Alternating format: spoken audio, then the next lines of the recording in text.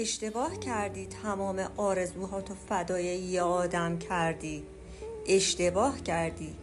اشتباه تو مهربونی زیادت نبود. اشتباه تو اعتماد زیادت نبود.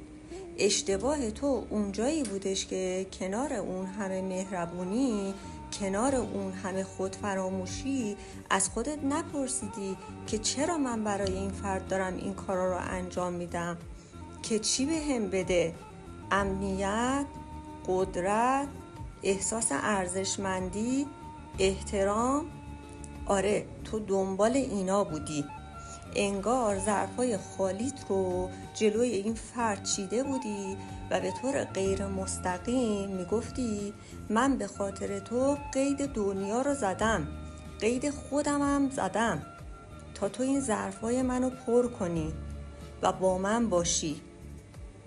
و این آدم دقیقاً همون فردی شد که بیشترین آسیب‌های زندگی رو به تو زد، تا تو یاد بگیری که آدما نمیتونن درمانگر زخم‌های روان تو باشن.